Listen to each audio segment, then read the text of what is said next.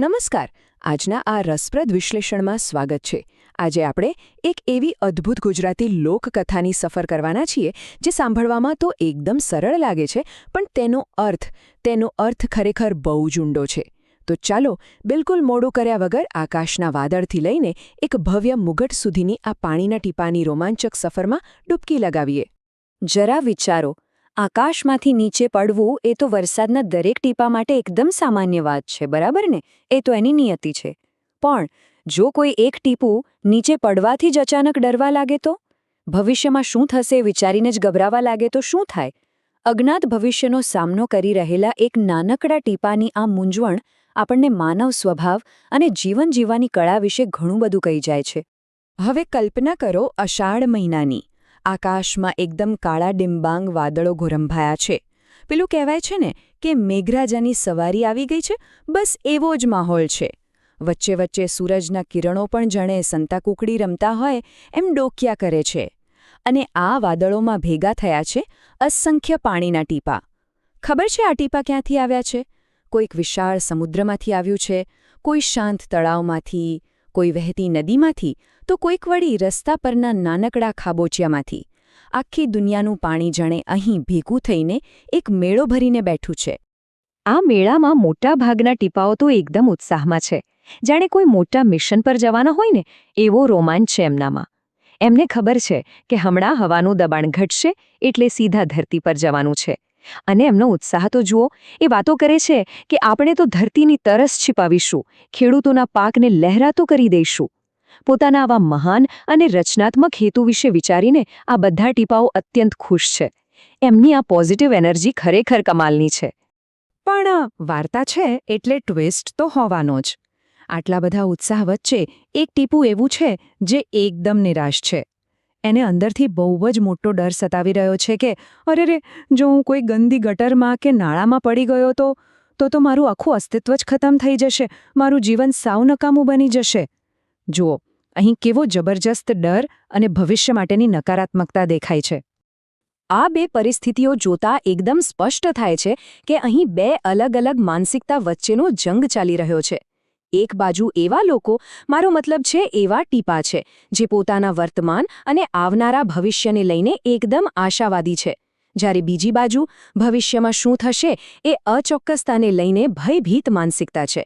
વર્તમાનની મજા માણવી કે પછી કાલ્પનિક ચિંતાઓમાં ફસાઈ જવું, આ માનસિક સંઘર્ષ આપણે રોજબરોજના જીવનમાં પણ અનુભવીએ છીએ, ખરું ને? અને આ બધાની વચ્ચે એક ટીપું તો એવું હતું જે સૌથી વધારે ડરેલું હતું. એ બિચારું તો ચોધાર આંસુએ રડી જ રહ્યું હતું. એના મનમાં બસ એક જ નેગેટિવ વિચાર ઘર કરી ગયો હતો કે જેવો હું ધરતી પર પડીશ કે તરત જ મારો અંત આવી જશે. આ કાલ્પનિક ભયે એના મન પર એવો તો કબજો જમાવી લીધો હતો કે તે વાદળમાં રહેવાની જે અત્યારની સુંદર પળો હતી તેનો પણ જરાય આનંદ લઈ શકતું નહોતું. બસ ભવિષ્યના ડરમાં જ રડ્યા કરતું હતું. હવે જોઈએ કે આગળ થાય છે શું. પ્રકૃતિનો નિયમ તો બદલાવાનો નહોતો. જે થવાનું હતું એ તો થવાનું જ હતું. હવાનું દબાણ બદલાયું અને આખરે વરસાદ શરૂ થયો. બધા જ ખુશખુશાલ ટીપાઓની સાથે પેલું રડતું ગભરાયેલું ટીપું પણ નીચે પડવા લાગ્યું.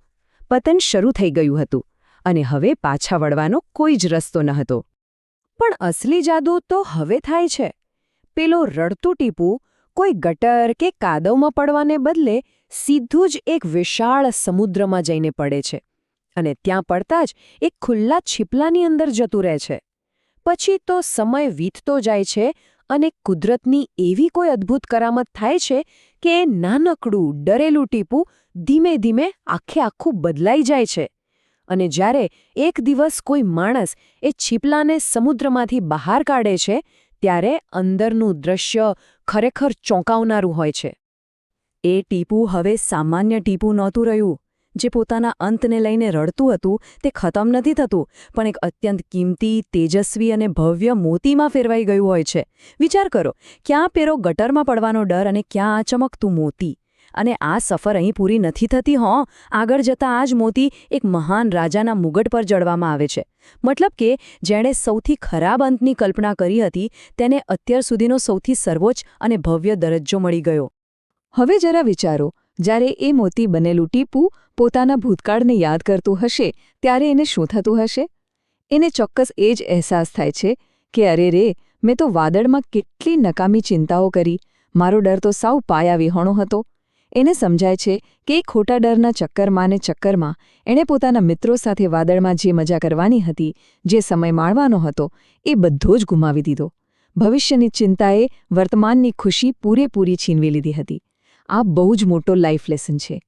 તો આખી આ વાર્તાનો, આ વિશ્લેષણનો સૌથી અગત્યનો અને સીધો સાદો નિષ્કર્ષ શું છે? નિષ્કર્ષ એ જ છે કે ભવિષ્યમાં શું થશે, કેવો અંત આવશે, એની નકામી ચિંતાઓમાં આપણો વર્તમાન સમય ક્યારે વેડફવો ના જોઈએ. જેને આપણે માઇન્ડફુલનેસ કહીએ છીએ કે પ્રેઝન્ટ મોમેન્ટમાં જીવવું, એ જ આ વાર્તાનો મૂળ સાર છે. જે સમય અત્યારે હાથમાં છે તેનો સ્વીકાર કરવો અને તેમાં પૂરેપૂરો આનંદ લેવો, એનું નામ જ સાચું જીવન છે. આ સુંદર વિશ્લેષણને પૂરું કરતા પહેલાં એક વિચારવા જેવો પ્રશ્ન મૂકીને જવાની ઈચ્છા થાય છે. આપણા જીવનમાં એવી કઈ ભવિષ્યની ચિંતાઓ છે જે આપણને આજના વાદળોનો એટલે કે આપણા વર્તમાનનો આનંદ લેતા રોકી રહી છે? ક્યાંક આપણે પણ પેલા રડતા ટીપાની જેમ ભવિષ્યના કોઈ કાલ્પનિક ડરમાં આજની સુંદર પળો તો નથી ગુમાવી રહ્યા ને? આના પર ચોક્કસથી એકવાર શાંતિથી વિચાર કરજો. આજના વિશ્લેષણમાં જોડાવા બદલ ખૂબ ખૂબ આભાર. હંમેશા હસતા રહીએ અને હા, વર્તમાનમાં જીવતા રહીએ.